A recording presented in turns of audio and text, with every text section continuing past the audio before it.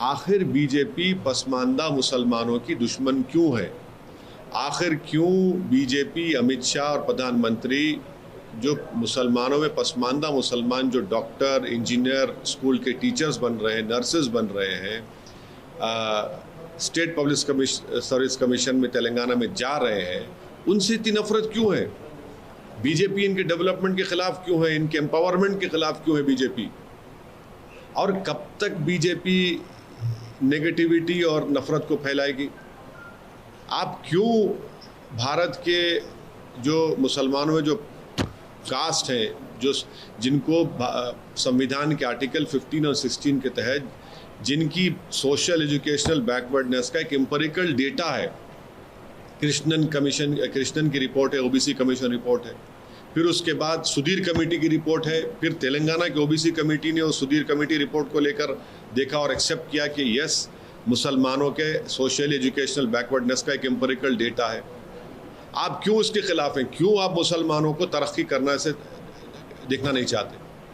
वे अगर एक मुसलमान में जो बैकवर्ड क्लासेस हैं या कास्ट हैं, अगर उनके बच्चे डॉक्टर, इंजीनियर बन रहे हैं, स्टेट पब्लिक कमीशन में डीवाईएसपी पुलिस ऑफिसर बन रहे हैं, आरडीओ बन रहे हैं, तहसीलदार बन रहे हैं, टीचर बन रहे हैं, नर्सेज बन रहे हैं, कांस्टेबल में रिक्रूटमेंट हो रहा है, तो आपको इतनी तकलीफ क्यों हो रही है? आप क्यों मुसलमानों को मार्जिनलाइज करना चाहते? क्यों मुसलमानों को एलिनेट करना चाहते? और भारत के होम मिनिस्टर से और भारत के प्रधानमंत्री से हम पूछना चाह रहे हैं कि तेलंगाना के असेंबली में एक रेजोल्यूशन पास हुआ था जिसमें यह कहा गया था कि तेलंगाना के शेड्यूल्ड ट्राइब का रिजर्वेशन 6% से 9% कर दिया जाए। आप क्यों उस पर खामोश बैठे हैं? बताइए, करिए ना आप। और दूसरी बात, तेलंगाना के असेंबली में मुसलमानों में जो कास्ट हैं उनको 12% रिजर्वेशन का एक रेजोल्यूशन पास हुआ, एक्ट बनाया गया, उसको होम मिनिस्ट्री में है। अमित शाह क्यों जवाब नहीं दे उसका? और आपने कर्नाटका में निकाल दिया, सुप्रीम कोर्ट ने क्या कहा अभी तक वो नहीं जानती क्या बीजेपी? तो ये ऑल इन ऑल जो है बीजेपी का एक सिस्टमिक तरीक़ा है कि मुसलमानों को डेवलपमेंट से, उनके एम्पावरमेंट से रोका जाए। वो उनकी गरीब जो कास्ट है मुसलमानों में, उनके बच्चे पॉलिटिकली, सोशली, एजुकेशनली एम्पावर ना हो। इसीलिए तो बीजेपी के पास ना तो कोई मुस्लिम एमपी है, ना बीजेपी के पास ना कोई मुस्लिम मिनिस्टर है। ये उनकी खुली नफरत की निशानी है। और ये पॉलिटिक्स ऑफ डिसअपियरेंस बीजेपी कर रही है मुसलमानों के लिए। कर्नाटका की आप मिसाल दे रहे हैं, कर्नाटका में वो जो इंटरिम रिपोर्ट के ऊपर आप कास्ट को निकाल सकते हैं क्या? रिजर्वेशन नहीं निकाल सकते, कंप्लीटली अनकॉन्स्टिट्यूशनल, इलीगल है।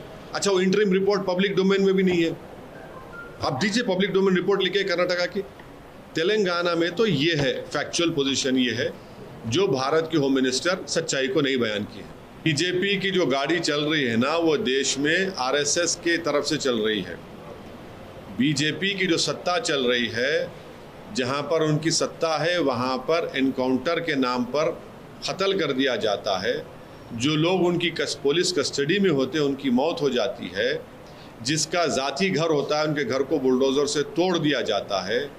गोश्त के नाम पर मारा जाता है, बल्कि गोश्त के नाम पर जुनैद और नसीर को ज़िंदा जला दिया जाता है। देश में आज बेरोज़गारी नौजवानों का मुक़द्दर बन गया। आज हम सबसे ज़्यादा हमारे पास पूरे विश्व में अगर नौजवान बेरोज़गार हैं तो भारत में है।